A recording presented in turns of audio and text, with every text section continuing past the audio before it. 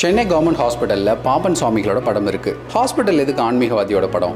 1923 பாம்பன் சுவாமிகள் நடந்து வரும்போது அவர் காலில் ஒரு வண்டி ஏறி அவரோட கால் எலும்பு முறிஞ்சிடுச்சு. உடனே அவரை சென்னை ராஜீவ்காந்தி ஹாஸ்பிட்டலுக்கு கொண்டு போனாங்க. அப்போ பாம்பன் சுவாமிக்கு 73 வயசு. இவ்வளோ வயசில் எலும்பு முறிவு சரியாகிறதெல்லாம் சுலபம் இல்லை. அங்கே இருக்கிற பிரிட்டிஷ் டாக்டர்ஸ் இவரோட நிலையை பார்த்துட்டு சர்ஜரி பண்ணாதான் குணமாகும்னு சொல்லிட்டாங்க. பாம்பன் சுவாமிகள் முருக பக்தர். முருகன் மேலே உள்ள பக்தியில் சண்முக கவசம் இயற்றியவர். அந்த சண்முக கவசத்தை தொடர்ந்து பாடிட்டே இருந்தார். சரியா 10வது நாள் அவர் தங்கியிருந்த வார்டுக்கு 2 மைல் வந்தது. கூடவே நம் தலைவனும் வந்தார்.